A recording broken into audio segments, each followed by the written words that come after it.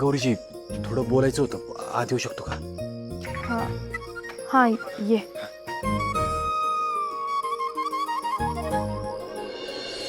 एवढ्या रात्रीचं येणं काय बरोबर नाही, पण मला माणुसकीने मजबूर केलं. म्हणजे ते MIDCत निघालो होतो नाईट ड्युटीला. तर रस्त्यात भुकेने तळमळणारे 2 गरजवंत भेटले मला. आता व्यासनी माझ्या घरी जेवायला घेऊन जाणार होतो, पण माझं घर लांब आहे. म्हणलं मित्राची खानावळीजवळ, म्हणून इकडे घेऊन आलो. बिचाऱ्यांनी शेवटचं कधी खाल्लं असेल कुणाच ठाऊक. शेवटचं कधी खाल्लंय ते ध्यानात बी न झालंय बघा. अहो पण खानावळ कधीच बंद झाली. अरे देवा, आज जर काय खाल्लं नाही तर उद्याचा सूर्य दिसल का नाही ते बी माहित नाही बघा. शिळपाक काय बी चालेल, बघा की काय होतंय का.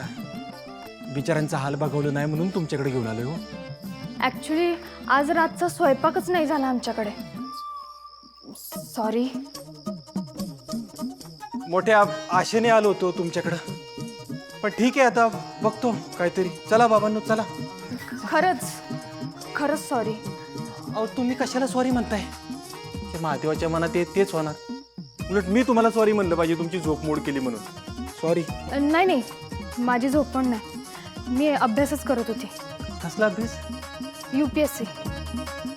माझी माझी माझी म्हणजे कलेक्टरची परीक्षा.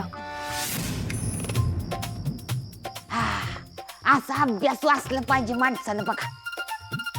नाही तर आजकालची पोरं 5वी 9वी शाळा सोडून देतात. हा, शाळेची म्हणून काय आवडत नाही बघा. ती म्हणतात ना व, जो शिकाल तो टिका. जेवण नाही आहे त्यांच्याकडे बाबा. निघूया आपण. चला निघूया.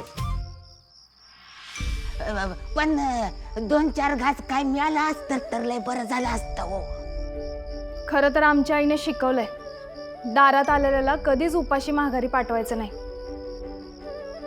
पण आज नेमकं सॉरी. धन्य आहे माऊली. आमचा नमस्कार सांगा त्यासने. थांबा. आजपासून कृष्णाईच्या खानावळीत कोणी उपाशी गेलेलं नाही. तुम्ही आत या, मी काहीतरी बनवते तुमच्यासाठी. हा, आई आता तू कशाला? अगं एवढ्या रात्रीचं कुठं जेवण मिळेल यासनी. मी करते हा काहीतरी.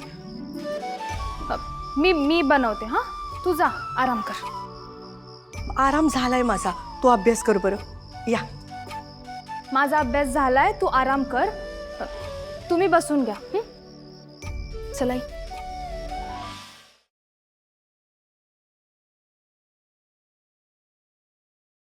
नात्यात जपतात एकी कृष्णाईच्या लेकी.